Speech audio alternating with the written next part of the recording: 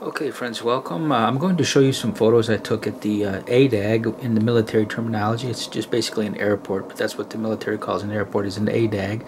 But this is the camera I used for the photos I'm about to show you. I bought this camera brand new back in about 1992 or 93, somewhere in that time frame.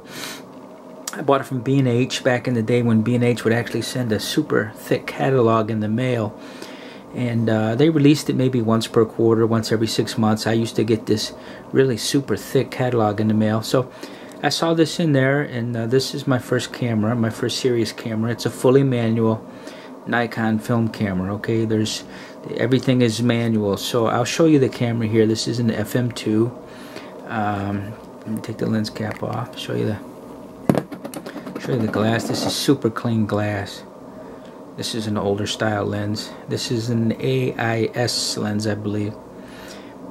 Anyways, it's a 50mm. You can see I got 28 and a 50 and a telephoto, but you can tell the coding there, the different colors. So anyways, it's super clean glass. This is the sync port for flash. This is to take the lens off. You just depress this. This is the prism assembly. The light goes in the lens, bounces around here. Okay, there's your viewfinder. This is called a reminder slot. So you tear the, let me show you the film box here. What you do is you actually tear one of the tabs off the box, like right here. You tear one off and you slide it in here to remind yourself of what film you have in there. So this is black and white. It's Kodak 400 Tri-X, and this is 400 ASA. And I'll show you here if I can get to the proper focus. Right here, this is your ASA. Inside here, you lift this one up and turn to set your ASA, and that's just for the internal meter, the light meter, the reflected light. This is shutter. So this is where you choose your shutter speed. The aperture is built into the lens. Let's see if I can get some zoom.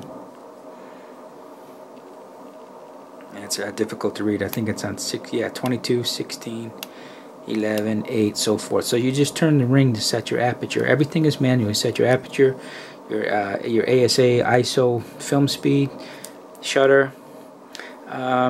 So this is the take up.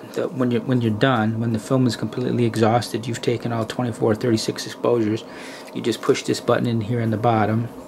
This one, you push it in, hold it in, then you just you reel your film all the way back in. You just have to make a whole bunch of cycles, and then you can feel it when it finally gives way, and then you know you've completely taken up all your film.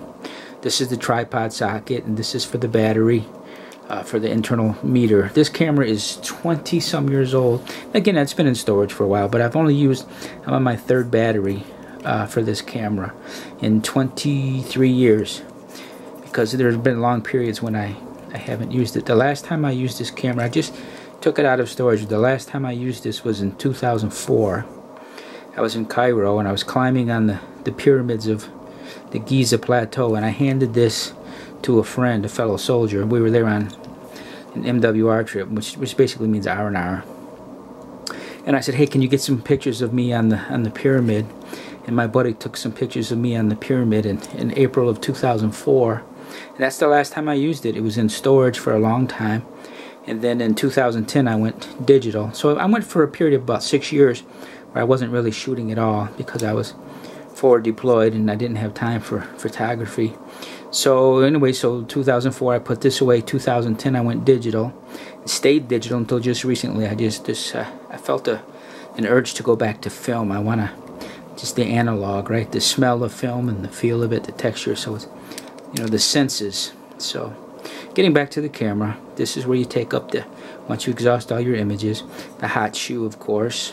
We already covered this. This is a remote shutter. This is the film advance. So after you this is the shutter, then I can't do it right now because I have film in there, but you just advance the film there. Let me show you how to use the shutter, remote shutter.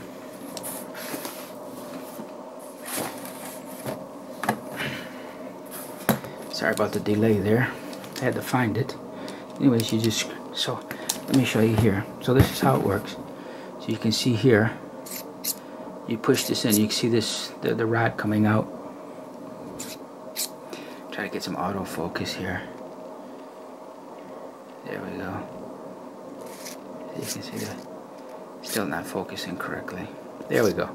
So you can see there, this it comes. That's what actuates the shutter. So you just screw it in here into the shutter. Okay, so when you want to do a night shot, like you're in bulb mode, you have this on a tripod, so it's nice and still, and you very slowly press this in, and that'll actuate your shutter. Again, it's mostly for nighttime, real slow shutter speeds. Okay, so that's the remote shutter.